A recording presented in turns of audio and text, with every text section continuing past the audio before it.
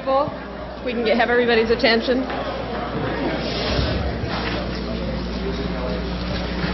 I'm really very honored to be able to welcome Senator Paul Wellstone to the Kennedy School. Before I start, I'd like to talk a little bit about the format. Senator Wellstone will speak, and then what we're going to do is ask people when he's finished to move to the sides and line up to ask questions. And we'll stop the questions at about 3:45, which will allow Senator Wellstone enough time to get over to the medical school. So there's plenty of room for people to get out at that point. On behalf of the Forum at the Kennedy School and the Wiener Center for Social Policy, we're really thrilled to have Senator Wellstone here. I know he's met with many of his constituents already. There are a lot of Minnesota people at the Kennedy School, including many who worked in his campaign. And among our alumni, we number at least one person, John Pratt, who provided him with a tie before going to the caucus meetings when he first ran for office as state auditor. Is that correct? I talked to John just this morning. So we go way back in Paul Wellstone's history. We've got you covered. Before running for the Senate, Senator Wellstone was a political science professor for 20 years at Carleton College in Northfield, Minnesota. He is originally from Washington, D.C., and we have learned from Pete Zimmerman, who's on our faculty and followed you by I guess was 2 years behind you at, was it York High School? He said you were a great wrestler.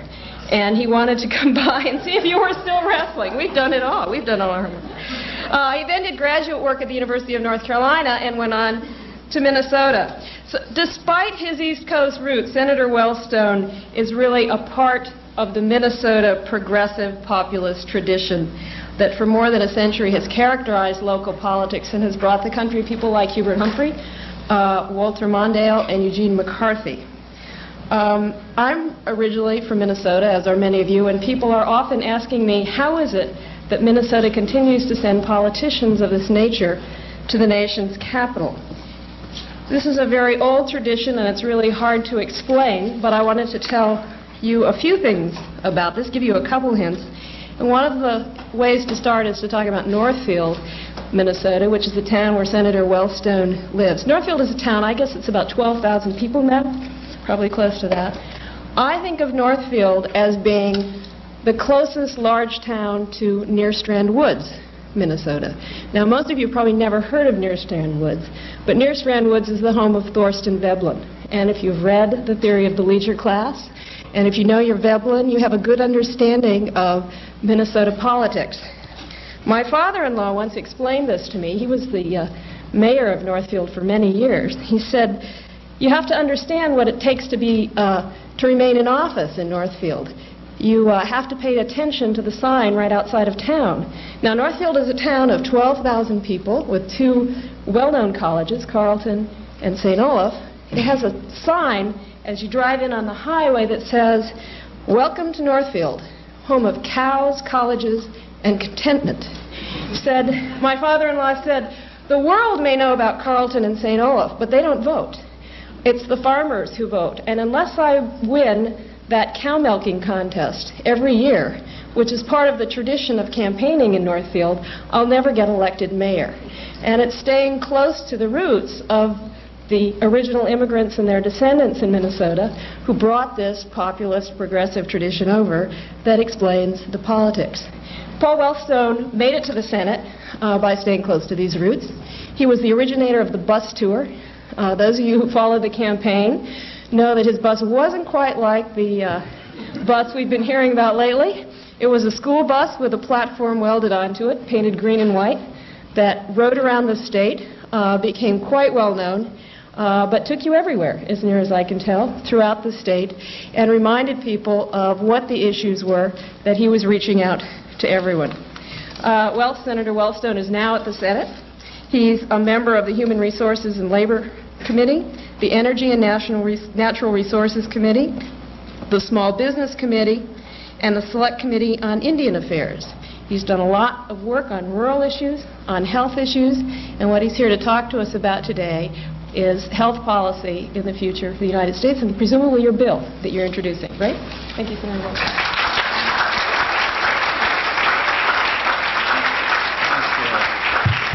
Thank you. Thank you, Julie. You know, this reminds me, and I promise to get serious in a moment. I was looking to make sure there wasn't one of those risers, you know, that raises you up. The first debate we had in that Senate race, I was running against Senator Boschwitz, who is a giant. By my standard, that means he was 6 feet tall.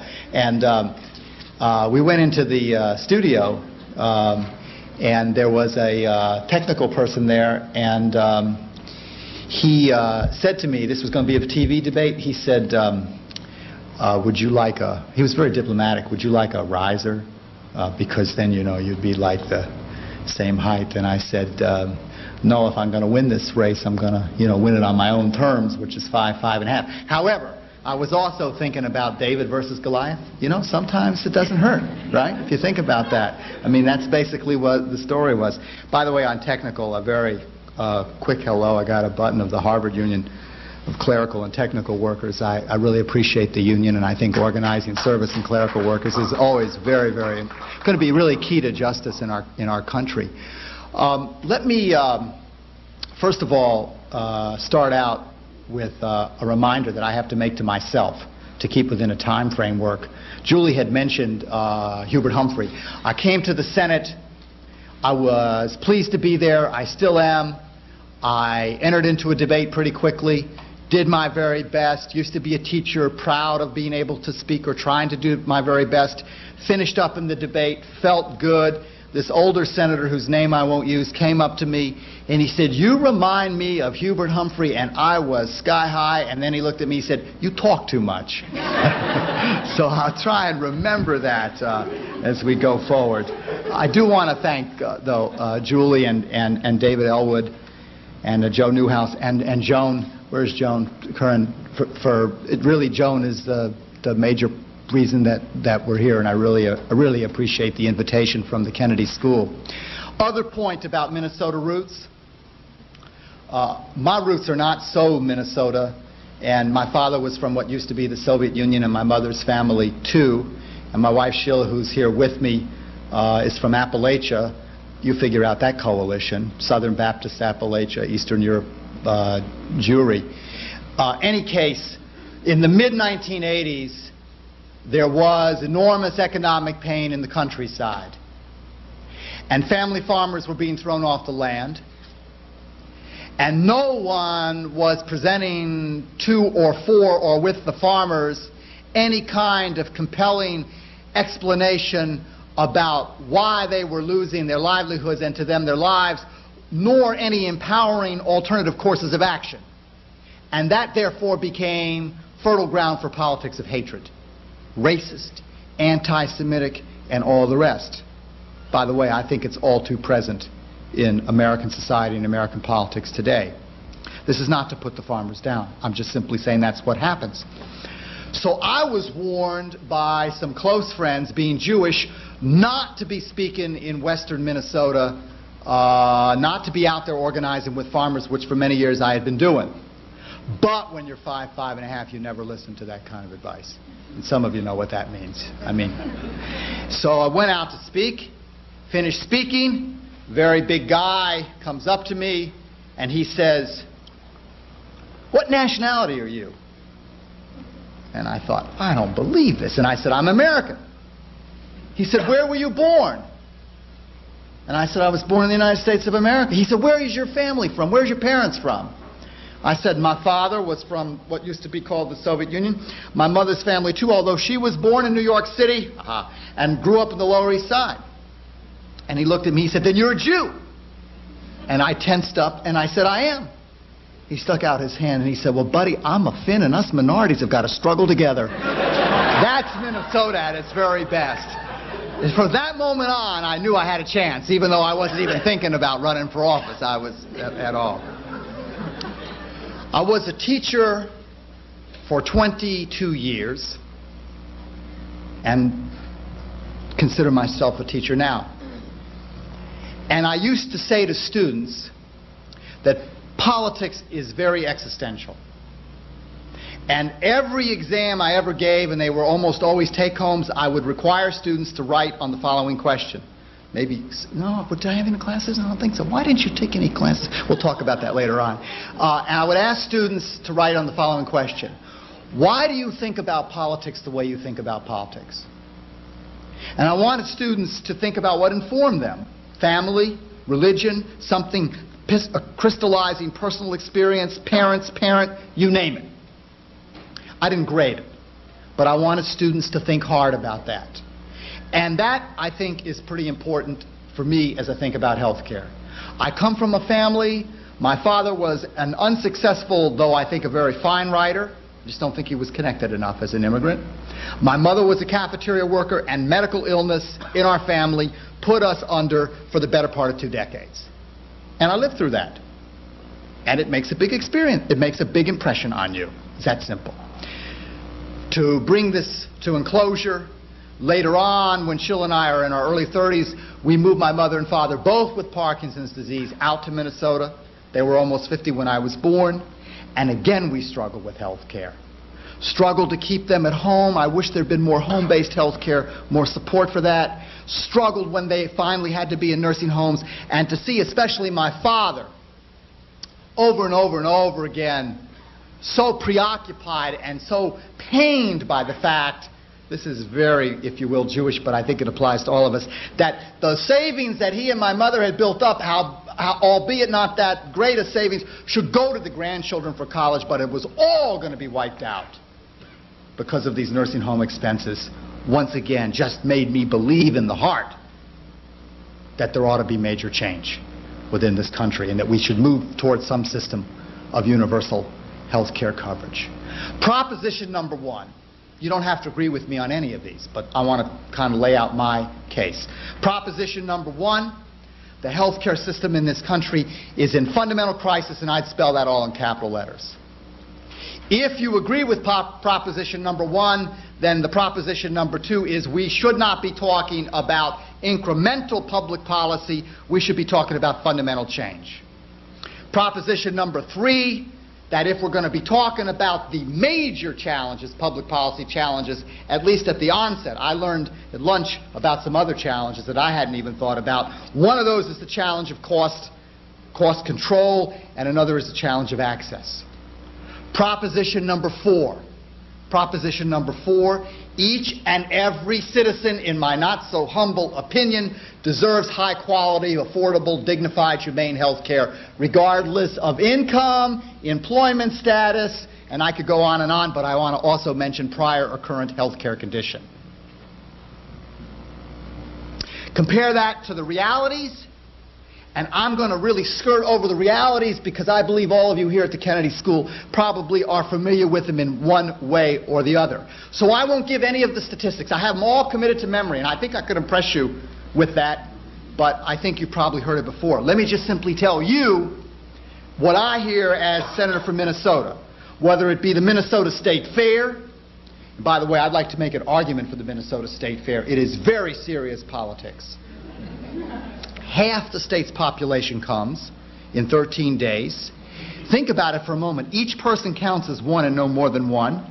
Nobody comes with a lobbyist, and people come right up to you, and if they don't like what you're doing, and I wished I could tell you today that everybody loves everything I'm doing, it's just not true. They'll tell you what they don't like about what you're doing, and they'll tell you what they do like about what you're doing, and to a shocking extent, or to a shocking degree, or however I should say it, people will lay bare their personal lives, even if 100 people are right around them. And over and over and over again, Senator, I can't afford the doctor's bill. Senator, we come from a small town. We can't find a doctor. Senator, I have cancer and this bill is putting me under. Senator, I can't even get a job any longer because a small business can't afford to hire me because I have diabetes. And it goes on and on and on and on and on. I mean, there are just too many people that aren't old enough for Medicare, and even if you were, it's not comprehensive. They're not poor enough for Medicaid, and even if you are, it's not comprehensive. And they're not well off enough to purchase private health insurance plans. And the interesting thing is that to a certain extent, I think, what we have seen in our country, which had quite a bit to do with the electoral result in the presidential election, is not only low income or poor people struggling, but almost a submerged middle class. And it's surprising to me the number of people I meet my age, Sheila and I have 3 children in their 20s, whose children, having graduated from college, go out and obtain jobs that do not provide health care benefits so that they don't have any health care coverage. Those are the propositions, and those are the realities, and it's all those realities that I think make universal health care coverage or national health insurance of some kind a reality in the United States of America. That is to say, Roosevelt talked about it in 1935, so we're talking about a half a century later, and many people in here, teachers and students as well, know that many studies have been written, and many speeches have been given, and many reports have been written, and many policy recommendations have been made, followed by, roughly speaking, the same in action. But I think this now has emerged as a central issue in American politics because it cuts across such a broad swath of the population. And there are new constituencies that have been galvanized and leading reform efforts, including professionals, providers themselves, much less important parts of the business community. So, what is the political landscape right now in Washington, D.C.? Let me try and not present a lecture, speech, or talk, or whatever you all want to call it, which is sort of just where I construct my own reality, as much as I would like to do that. Let me try and be as rigorous as possible and also tell you that I think, by and large, objectivity serves my subjectivity. The map. Single payer. That's the bill we introduced in the Senate. I'll make a case for it for the moment because I think it will be part of the debate, and I'll try and make a case for that in a moment. Single payer, from my point of view, represents the most desirable public policy and direction to go. The reason that I'm such a strong proponent of the single payer bill, which we've introduced in the Senate, is that I think a single payer has the administrative simplicity. I think it's the most comprehensive, and it enhances consumer choice. I will be direct, if not brutal, with you today because I don't want to talk down to anybody and no one wants me to talk down to them. And I will say to you that right now, I think it's unconscionable the extent to which the insurance companies write the rules of the game, compete to cover healthy people on the basis of risk selection, and it is unconscionable the extent to which insurance companies have turned the very insurance concept on its head to the point where you almost have to prove that you'll never use it in order to be able to obtain it. And the Supreme Court decision last week was chilling. H&H Music Company, self-insured companies can cancel out benefits, did that to victim of AIDS overnight, and Supreme Court turned down that appeal. Thus, I think, by the way, pointing to one of the problems of linking health insurance to employment, much less leaving it up to the insurance companies to decide the rules of the game. And I have also been, and some of you who are providers and some of you work directly in this field that know a lot more than I will be surprised that I was surprised. But I have been surprised the more I meet with doctors, nurses' aides, and others, the extent to which people in the healthcare profession themselves feel more than a little demoralized over the fact that they are simply not able to practice the kind of medicine they imagined they'd be able to practice when they went to medical school. And that all too often they literally have to prescribe the kind of treatment that insurance companies will cover. That becomes the basis of what they can and cannot do as providers, not treatment on the basis of their best professional judgment about what ought to be done. I think single payer, one public authority, which deals with the financing, and that's all I'm talking about. I'm not talking about centralized, bureaucratized public policy, not government nursing homes, not government clinics, not government-run doctors' clinics or all the rest, but I'm talking about a single payment scheme. Not only, I think, stands out from the point of view of administrative simplicity, but it also stands out because then there's consumer choice. And if people are interested in HMOs, fine, and if they're interested in fee-for-service, fine, and all of the rest as well. I also believe that a single-payer universal health care coverage plan is very strong because the package of benefits is tilted toward preventative health care, which the package of benefits should be. There is global budgeting, and there is also capital budgets that are kept separate, and a single public authority has the bargaining or leverage power to negotiate with providers. And I think there has to be accountability, structures of accountability built into health delivery in our country today. I don't think it's enough, as any conservative, good conservative would say, to throw money at the problems. I agree with that. I agree with that. All of that, I think, makes a single-payer universal health care coverage plan quite impressive, and if I was, and I won't, cite the General Accounting Office study or Congressional Budget Office study or other studies, I would argue that it's amazing the amount of money that can be saved just from administration that could be put back into delivery of health care. Now, I don't want to talk down to anybody here, and I think one of the big mistakes we've made, I mean no self-righteousness here, is that we have not been as straightforward to people in this country about the cost. With a single-payer universal health care coverage, there are two things that happen. Number one, you raise money differently, and number two, you spend money differently. If you don't have 1,500 different insurance companies, and you don't have a maze of rules and regulations and all the rest, and you don't have a maze of bureaucracy, then you will spend much less money on administration, and from the savings there, you will put it into coverage of services. Not just dealing with the uninsured, but the underinsured, and I think expanding services that are covered. Number two, you raise money differently. You raise fewer private dollars and you raise more public dollars. It is a fact that the bill we've introduced in the Senate is more expensive public dollars-wise, but for, I think, and I could cost this out for you if I had charts in front of me, but I would make the argument for the vast, vast majority of people, either you pay it out of your right pocket or your left pocket. If you pay it out of your left pocket right now, it's a premium, it's also out of pocket, and it's also tremendous anxiety about costs that won't be covered at all or being canceled out.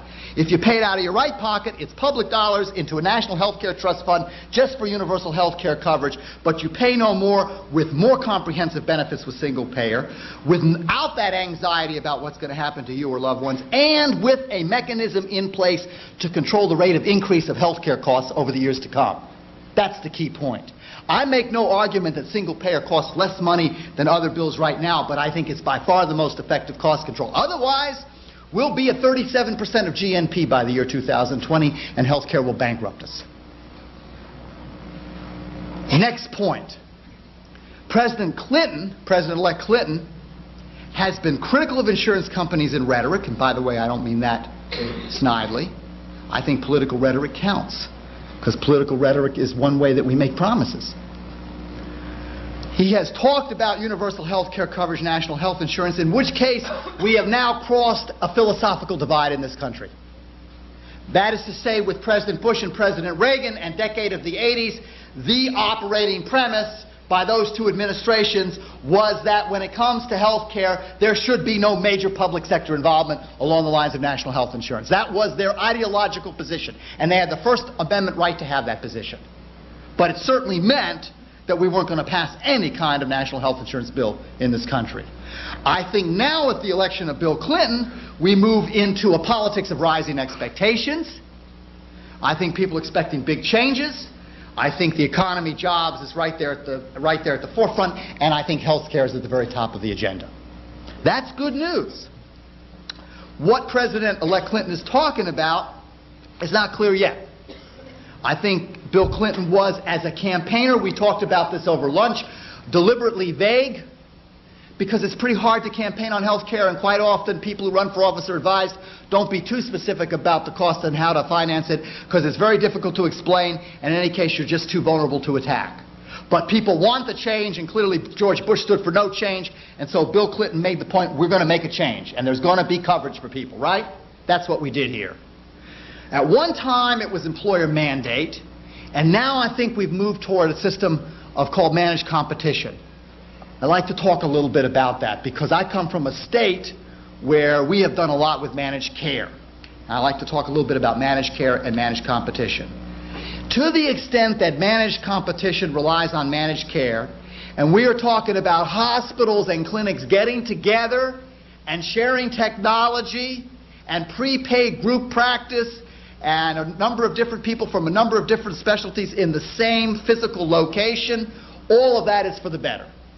And to the extent that group health, health maintenance organization, and the Mayo Clinic can exchange notes and can exchange data on treatment, evaluating cost control and all the rest, that is for the better. There is, I think, real promise with managed care as opposed to fee-for-service, prepaid group practice.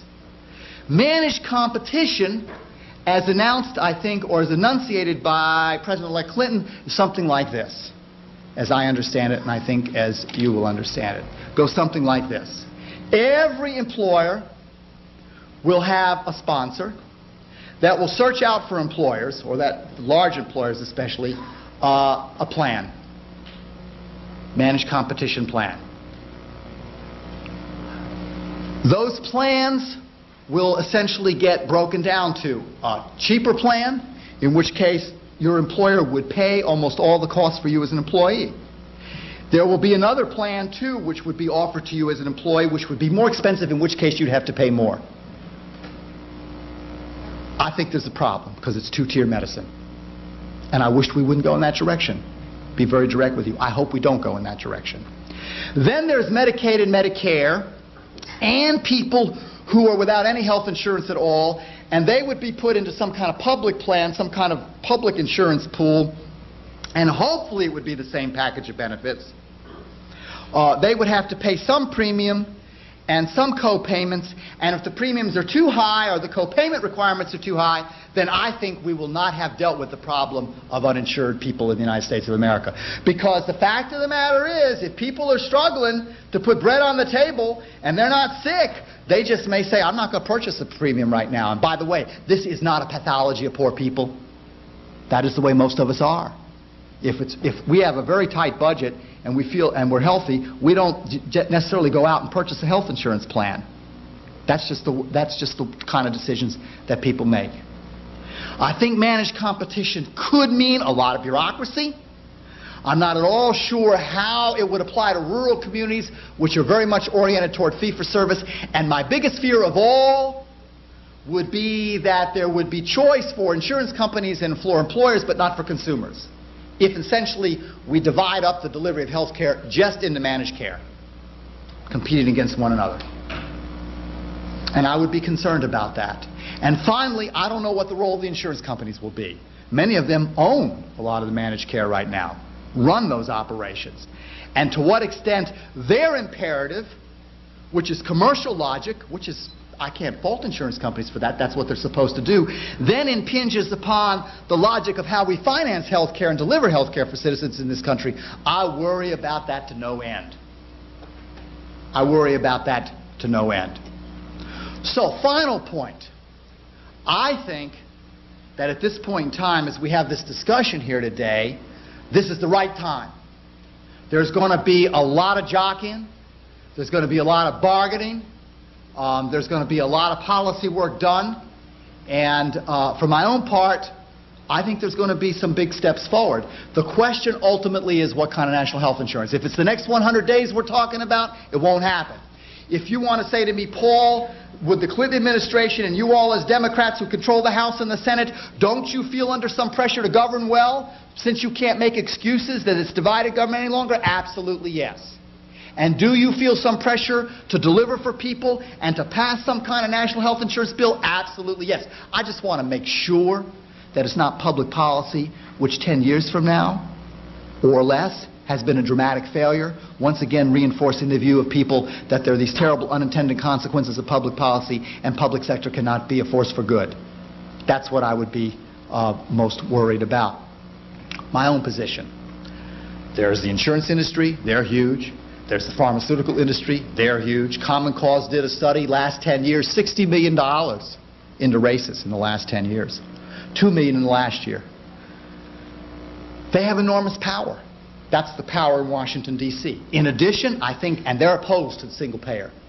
That wouldn't surprise anybody here. I mean, they are really opposed to single payer universal health care coverage plan.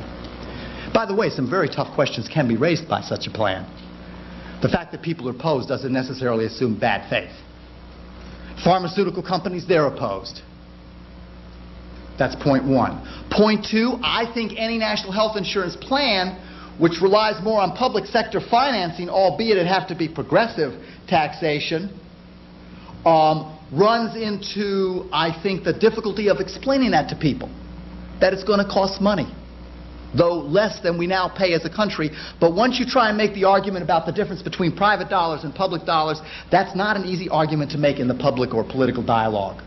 But that doesn't mean we shouldn't do it. That's what I think leadership is all about. Third point is I think it all depends upon the grassroots. I read William Greider's book, Who Will Tell the People? I would recommend it for everybody here if you haven't. Who Will Tell the People? The Portrayal of Democracy in America. And I think he's right, that people don't have a way institutionally to connect themselves to politics, that many people feel ripped off and left out of the loop. I would tell you what my vision is about health care, and this is what we're trying to do. We are on the single-payer front working with a lot of people around the country, unions, consumer organizations, low, moderate income people organizations, senior organizations, some provider organizations, some of the best people right here in the Cambridge, Boston area. And essentially what we're aiming for is over the next several months, our vision is that every single representative and senator is going to be met by people for an accountability session back in his or her district in which people are going to turn up the heat. We don't win it fighting it out in Washington. But if, in fact, we go to the grassroots and we make sure the accountability sessions happen and people turn up the heat and make demands, as citizens should, for action, specific demands about the best kind of health care policy, then we go to the bargaining table. I don't think it'll be managed care as I spelled out. I hope not, because I think it's got some serious problems. But it could be a different kind of managed care. I don't know what the role of insurance companies would be. I'd like for the single-payer bill to be passed. But at the very minimum, conditions have to be passed which make it very difficult for insurance companies to continue with some of the abuses. There has to be a generous package of preventative health care benefits. Mental health has to be figured in. We have to figure out different ways of financing health care, medical education. We have to make sure that there's incentives for providers to deliver health care in underserved communities. All of that is a real exciting policy challenge. I'd rather be in Washington, D.C. right now than the last 2 years any day. I kept giving these speeches, enough speeches to deafen the gods in Minnesota, saying, don't tell me the differences don't make a difference between a Bill Clinton and a George Bush. And I would just simply argue that as I look to the next several years to come in the United States Senate, specifically to this 103rd session, I believe that we will pass some very, very important health care reform. Whether or not it meets the standard of desirability and goes as far as I think it should, will very much depend upon the extent to which the people in this country become a part of the loop, become a part of the debate, become a part of the discussion. So I find myself, on the one hand, working in the policy area. That's part of why I came here to speak with you all, to get your reactions and comments, knowing full well that there'll be a lot of negotiation to take place. On the other hand, working at the grassroots level. Last point. Last point. C. Wright Mills, I started out with C. Wright. C. Wright Mills had a wonderful phrase, at least to me. I talked about it when I was teaching all the time. He talked about the dangers of crackpot realism, quote, end of quote. And his point was, you should not let the particular public policy that you advocate, or how you think about yourself and your country and the world, or how you think about what you should be doing, you should not let that be defined by other people who have power as to what it is realistic to think, what it is realistic to do. I spoke to the new class of senators. We got some real interesting senators, you all. Real interesting senators coming in. And I said three things. I said, first of all, since I'm a 2-year veteran, right, and I know it all, didn't stop me from pretending to know it all. I said, first of all, stay focused. Lots going to be coming at you. Media's going to be coming at you. Leadership's going to be coming at you. Galas and big gatherings in the evenings are going to be coming at you. Remember your center of energy, and it came from the people that elected you, and try and remember what your mandate is. Second point I made. We have an interesting mandate. We're supposed to be outsiders, effective on the inside. And if that isn't a contradiction, that's one hell of a challenge. But you've got to keep that edge. And my third point was, beware of the dangers of crackpot realism, and remember the definition of realistic that the people who elected you had, not the definition of what it means to be effective and be realistic that is presented to you, or you all follow me, the minute you walk into the chamber of the United States Senate. I think health care is a perfect example of that. And I'm very determined to work with as broad a coalition as possible. I'm very determined to keep the pressure on for what I think is the most important and the most desirable public policy in this country. But I do not have such intellectual distance from the problems that people face in the healthcare area that I am unwilling to negotiate and unwilling to bargain and unwilling to be a part of enacting good public policy which will make a positive difference in the lives of people. That's why I think I came to the United States Senate. That's why I'm honored to be there. That's why it means a lot to me to be a part of this debate and this process, to really try and make a difference. I thank you.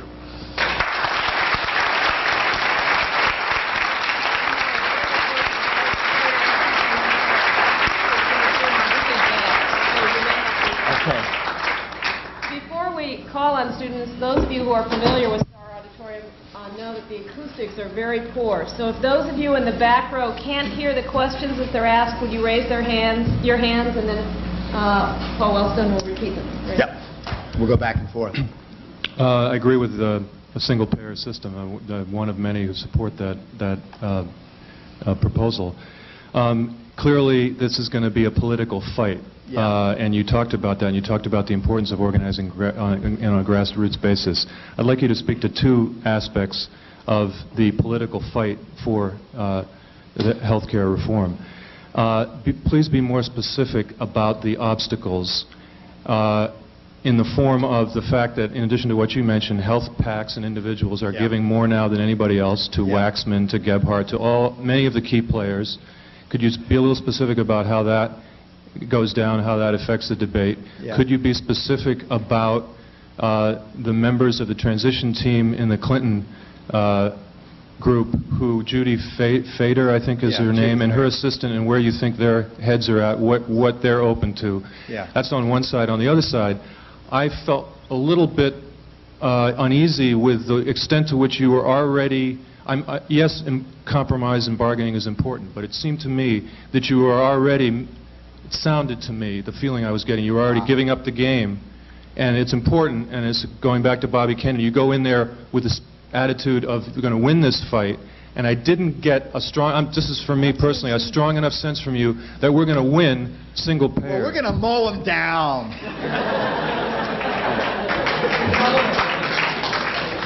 No retreat, no surrender.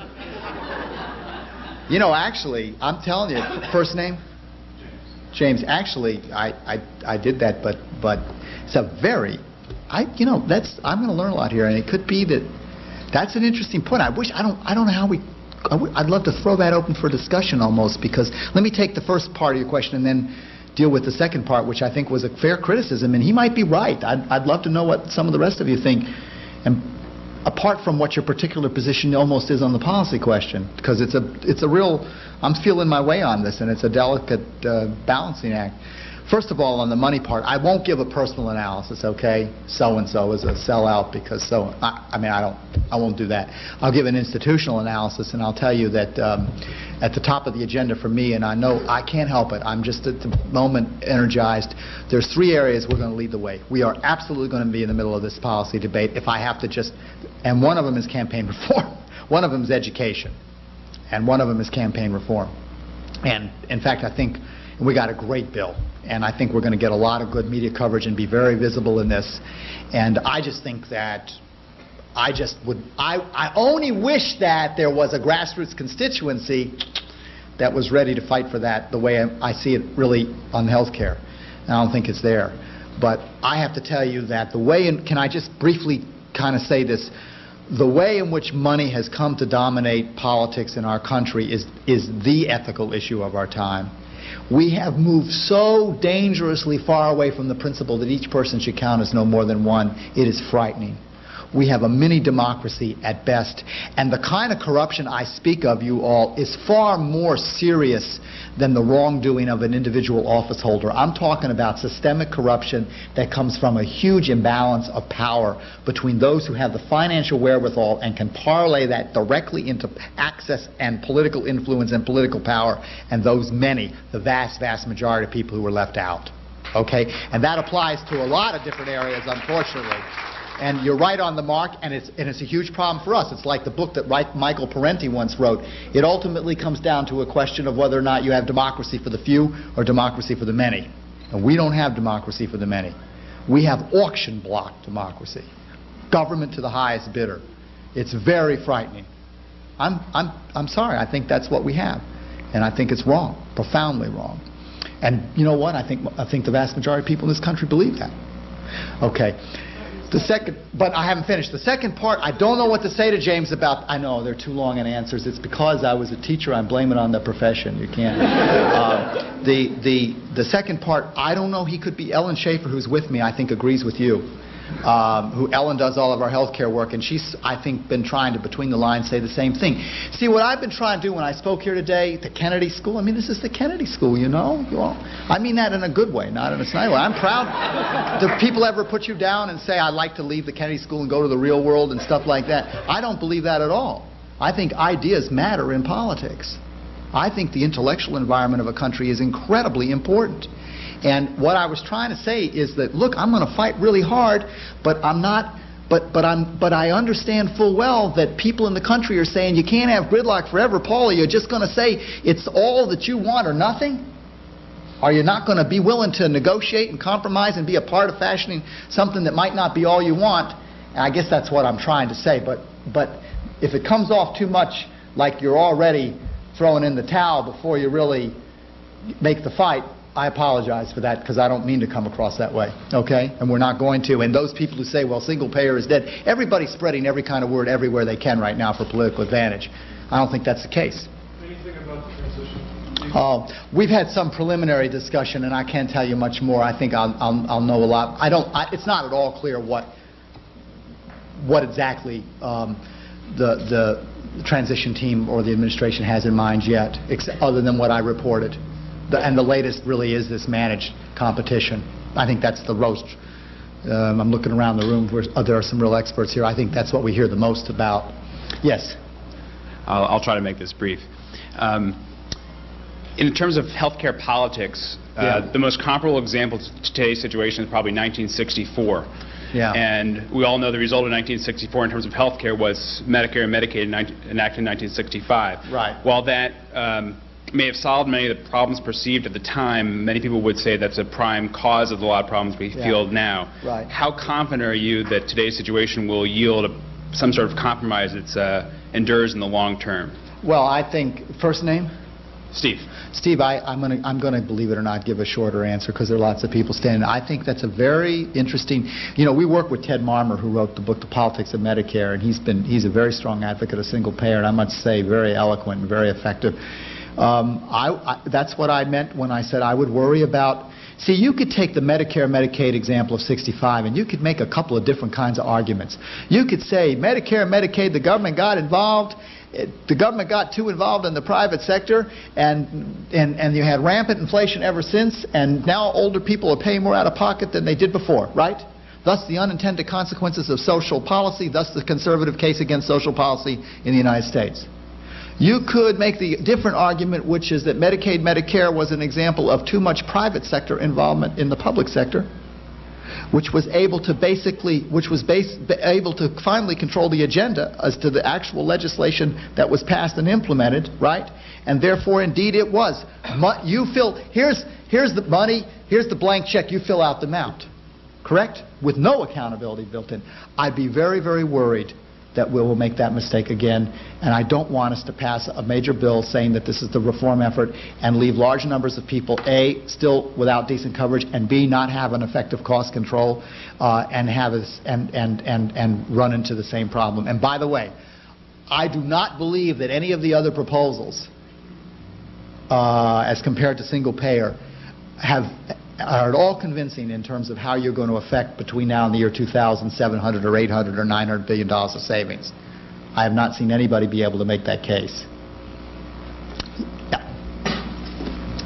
Let me first say that I feel passionately that we do have to have some kind of universal health care access, but I'm still trying to figure out, like most of us are, what the best system Why is. passion? Why do you feel so strongly about it? Well, any country that is to be a great country needs to have health care for all their citizens.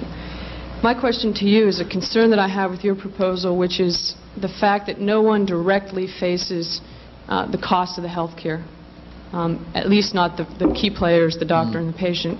And as a consequence, there's overconsumption. I worked this summer in London with the National Health Service, and they're struggling with that now, and huge waiting lists, and sometimes not always the best care. So how is your plan going to take into account prioritizing or dealing with the constraint, the budget constraint that it'll have? Well, there actually single payer is very. If you argue that the biggest part of the skyrocketing costs is overutilization driven, provider driven, then the single payer, a public authority negotiating with hospitals and clinics on capital budgets and global operating budgets annual, okay? And by the way, Bill Clinton has made a commitment to caps. In a sense, he's made a commitment to global budgeting, which I think is a healthy thing, personally. The question is, but then once you talk about how you're going to have a cap, do you all know what I mean? That you won't have health care costs go up any higher than X percentage increase in GNP, maybe plus an additional % or 2. That's fine as long as you can be clear about where you're going to, how you're going to meet that goal, right? That's what I get worried about. So I think we're pretty good on that. Where we're weaker, some would argue, let me be very straightforward, I am not a fan of, and maybe again, James, don't get angry at me, this might be a place of compromise. I have not been a big fan of coinsurance and deductible requirements because I argue that the cost has not been mainly consumer driven, and my argument is that the class that it has, if on the one hand you want to encourage preventative health care, I think on the low income end you do exactly the opposite with copayment and deductibles. But some people argue, Paul, that's a big mistake, because then what is the incentive for consumers not to overutilize? That's probably where we're weakest, depending on your point of view. Depends upon how you look at the evidence. Do you all see what I'm... I can't... the reason I keep looking around the room is some people I know have been very plugged into this debate for a long time, and others, if I'm using acronyms or saying things like that too quickly, please let me know. It's like, have you ever heard of... Do you know PUCA? Do you know what PUCA is? Well, clearly your education is deficient here at the Kennedy School. PUCA is the Public Utilities Conservation Holding Act. It took me a while to memorize that. I became one of the 5 leading experts in the United States of America on PUCA. That's true. I mean, there were none before the debate started on the Energy Committee. But, wow, I get on this committee and people are talking about PUCA, and it took me, I mean, when you're new, it takes you a while, to finally, it's like raising your hand, like, what the hell are you talking about? Anyway, then after I found out what it stood for, I had to find out what it did. Then, go ahead. In addition to access and costs, have you given any thought to whether or not the approximately investment in biomedical research can be leveraged in any greater way than it is now to assist care directly? No, it should. How about, I'd be interested in a little bit of your thinking on this. Not on the spot right now. Well, if you can't answer the question, don't ask it. See, this is the way I used to teach. It really works well. I asked if you... I mean, it really works well. The other strategy, it's a great question, and the answer is we have not thought through really the whole research component and how that ties into better delivery and better quality of health care. But it's on the list of questions that we have sent out to people for more reaction. Does that help? Yes. But the other thing that worked for me in the class, that was a good one, but the best thing in class was when a student asked a question that was really difficult and you just didn't know how to answer it, but you knew you should be able to, the best thing to always say was, that is a very good question. It's an excellent question. We only have 20 minutes, and I want to do that question justice. So we'll put that off and devote the next class. And then you go read 20 books. And then you come back in and you say, no, but I'm not done. Then you say, you start out, it seems to me. No, I'm kidding. I'm kidding. When I was in graduate school, everybody talked that way. It seems to me. Everybody said that in seminar. It seems to me. And it may have seemed that way to each of the me's, but it was based on the books that we had just read. And I could never understand that. Well, it seems to me that I'm Minnesota. Minnesota. One of the things that scares people about any talk about national health care, national health insurance, is they feel that their health care will be further removed from their control. Yes. And they're afraid that we'll have some monolithic bureaucratic organization that tells them what they can and cannot get. What do you intend to do? What do you see as being structures that work to localize those kinds of decisions and those kinds of controls in the context of universal insurance? Well, Pat's point is, I mean, there's a couple of big, not Pat. It's Dan. Dan, I'm sorry. Dan's point is really important, and next class we'll deal with it. No, first of all, I think people in our country are very ambivalent at best about government sector involvement in any number of decisive areas of social life, healthcare included. That's number one, Dan. And I think that's part of the, if you will, obstacle to overcoming this debate. Number two, I think when people hear government, they think centralization and they think bureaucratization, and they have, in all too many cases, every right to be concerned about that. Number three is, and we were discussing this in lunch, we just kind of didn't really resolve this, but my view is that you want to decentralize public policy to the maximum extent possible. And for example, in single payer, you want to make sure, I mean, the provinces in Canada that's most closely modeled after the Canadian system, not identical, really have a lot of decision-making power. So your states would become your single payers, or your states could contract out to an insurance company to be single payer. And I would like more of the decisions made at that level with some clear federal. I think federal has to be on package of benefits. I think there has to be a national standard on package of benefits. The problem becomes, this is the age-old debate about federalism and about revenue, revenue sharing and all the rest. On the one hand, if you don't have a lot of federal rules and regulations, it's better and give states more room to operate. I think that may happen. I mean, some people just want to have legislation to let some states go forward now. On the other hand, and in Minnesota, not to brag, but to brag, I think we are in a grassroots political culture, I think we lead the way in a lot of public policy. On the other hand, in other states where the balance of political power is a little different, and where some of the people who might be most hurt with the least amount of clout, the political verdict could be very harsh without some clear federal standards, rules, and regulations and requirements. And that, I think, is the dilemma. For my own part, I still think we ought to try and, with the single payer, give states a considerable amount of discretionary power in terms of how they work out their delivery of health care. Yeah. Okay. Yeah, you made a lot of good arguments for a single payer system. Yeah. But there are also a lot of arguments against it. And one, I guess, being a political scientist, is about political culture. There are no good arguments I know of against it. All right. Now go ahead. All right, let me try. But, I mean, there are people who argue that a single-payer system goes against the political culture of the United States, whereas it might not in Canada or Europe. You know, number one is there's a strong public distrust of government in this country, which doesn't seem to be getting very much better.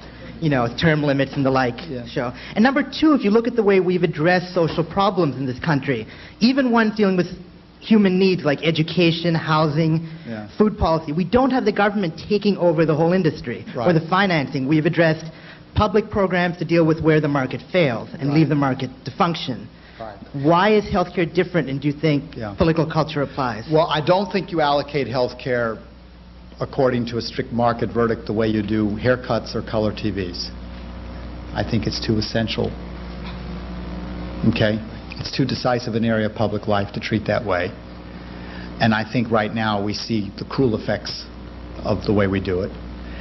Number two, I don't think the bottom line can be the only line when it comes to delivery of health care to people. It's too much in the personal and national interests. Number three, I talked about financing. I did not talk about, again, government-run hospitals, clinics, and all the rest. And number four, and some of you all may want to correct me, those of you who have been looking at this a longer period of time than I have, I think not that we should sniff polls and that should be the number one criteria of what we advocate for, but I think healthcare is one of those areas where, in fact, people have pretty consistently for a long time in this country say that they are in favor of some kind of national health insurance, and they do favor government involvement, government financing involvement in this area. In fact, I think the vast majority, I mean, you know, really, our system is the most expensive and the least popular. It's the most expensive and the most and the least understandable and the least comprehensive, and doesn't do well in terms of popular support right now. So while I accept your point, and I think it's a good one, and I think we ought to have a strong private sector, and I think people have every reason to be wary of government involvement, I think this is one such area of decisive area of public life or social life where it's a different calculus, as is education. And by the way, I would like to make the argument that there are a good many government programs that have worked. Some haven't. Yeah. Yeah, to get back to a point, looks like... Is that okay? Yeah. I mean, okay? Senator, it looks like I could use the platform you're not using here. There's no reaching the mic. To get back to something that was suggested earlier about sort of the consumer-driven increase in use of the system, what I'm really wondering about is things like self-imposed risks, moral hazards. Best example that comes to mind, don't mean to offend anyone who smokes, is smoking is something that you're doing to yourself that you know is really creating huge health problems that's going to cause enormous costs on the system later. Without co-insurance, I mean, there are plenty of other things you could think of, not eating properly, et cetera. Without co-insurance or co-pay, since you said you're not too crazy about those, how would you avoid such things? Well, I think that's a very good question, and I don't, by the way, I don't think that probably, I think it's a bit of apples and oranges. I have a feeling that co-insurance, the problem with deductibles and co-pays is that it casts too broad a net, and it wouldn't be specific to just that problem, and I think you discourage people from using care, from coming in when they should really be receiving care. I don't know, your first name is? Lewis. Lewis, I don't know quite how to answer that question.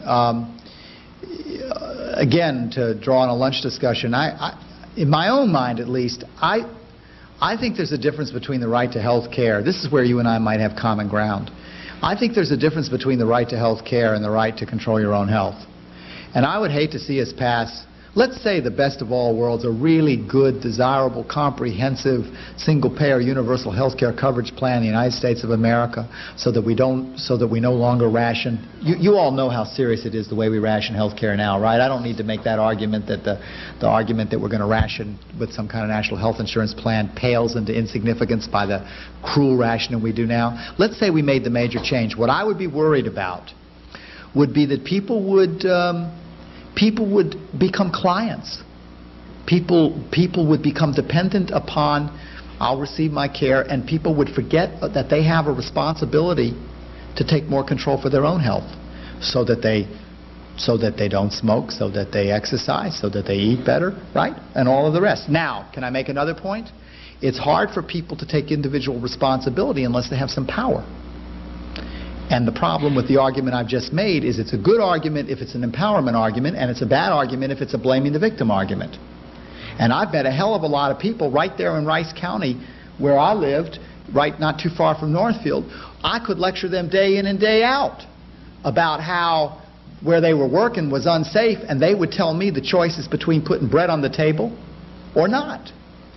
And they laugh if I talk about cigarette smoking, given the kind of what they were breathing in at the factory they were working in. So we get into a whole environmental agenda where maybe, you know, all of us ought to have just a little bit more power in terms of affecting what we eat, what we breathe, and what the quality of the water we drink. So this becomes a broader definition of health. Yes. Senator, I'm interested in the trade-offs between increasing access and defining the scope of the coverage you can fund and priority setting in health care. I mean, as you know, the different states that have acted or tried to act have each taken a different cut on this. Minnesota, Oregon with its proposal, Hawaii, etc.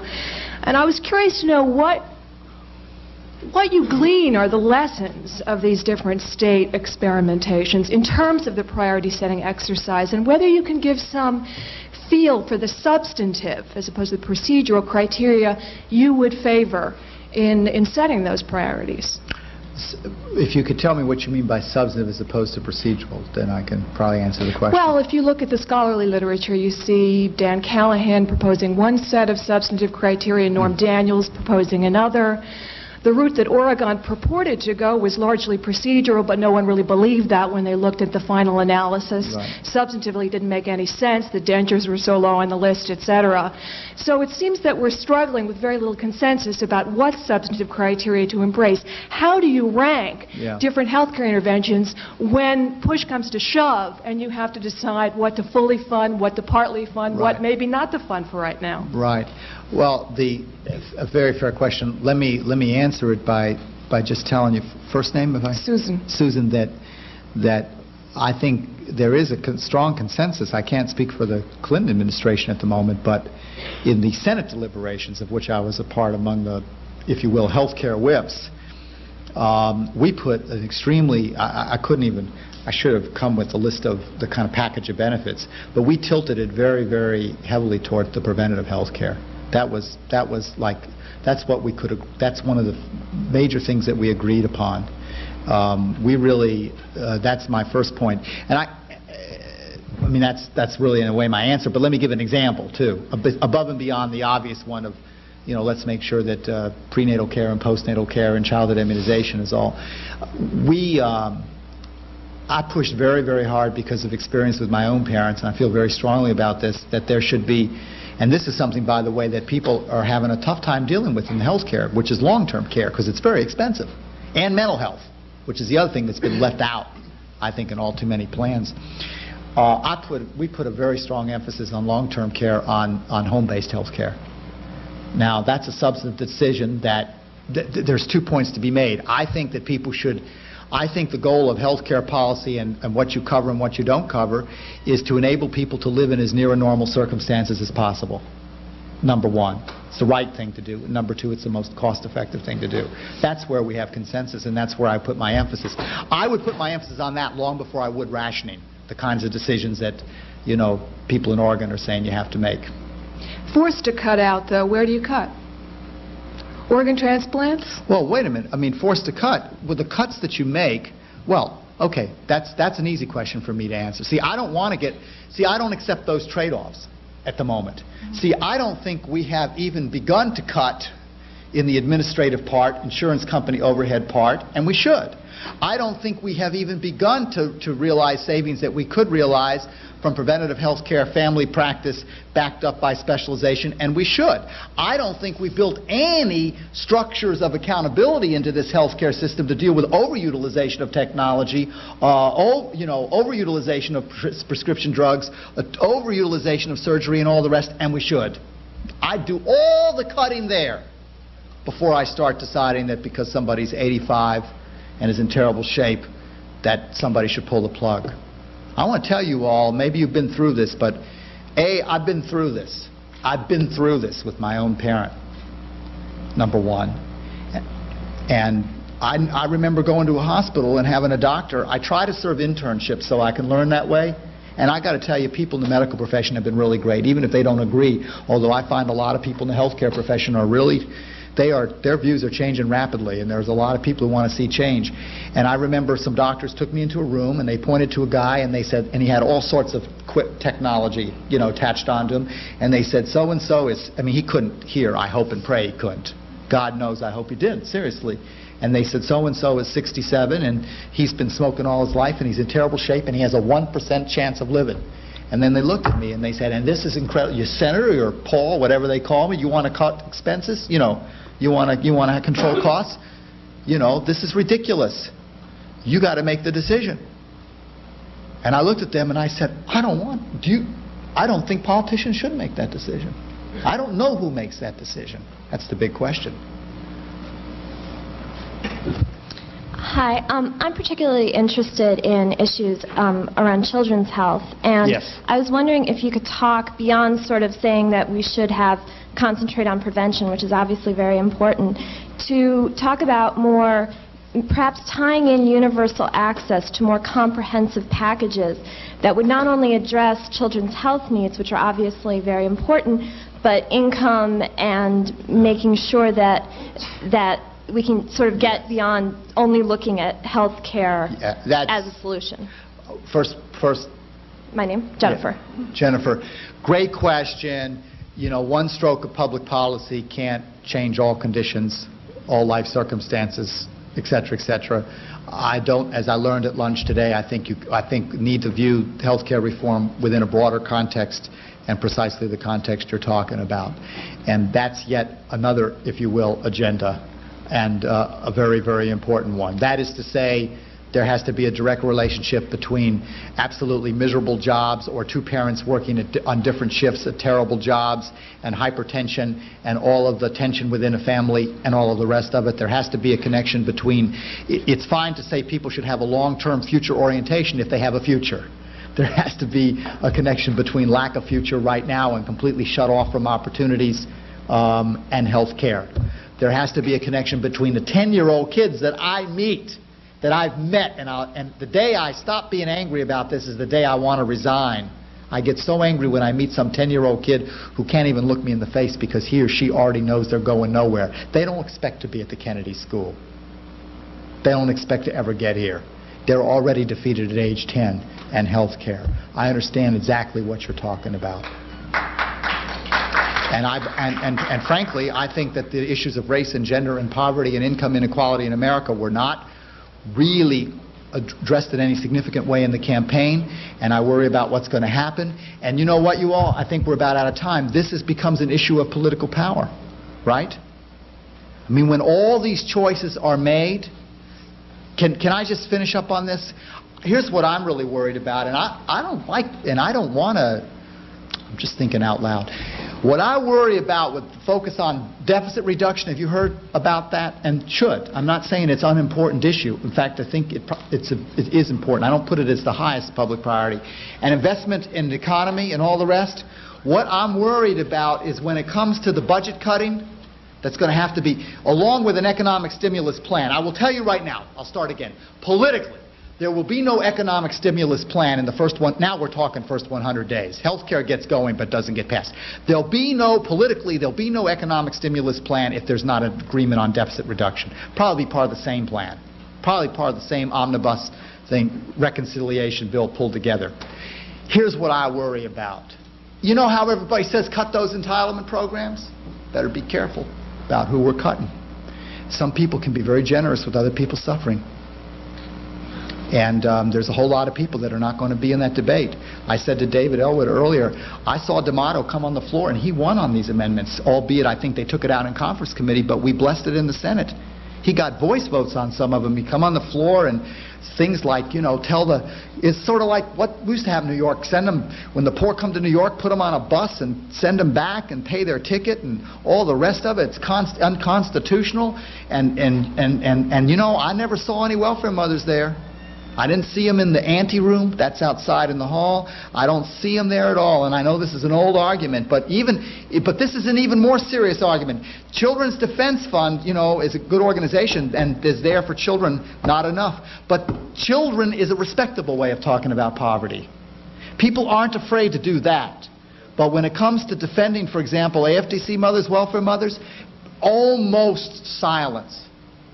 And I want to tell you, I'm real worried about some of the harshness that might take place in social policy when it comes to affecting people on the bottom. That's why I appreciate that question.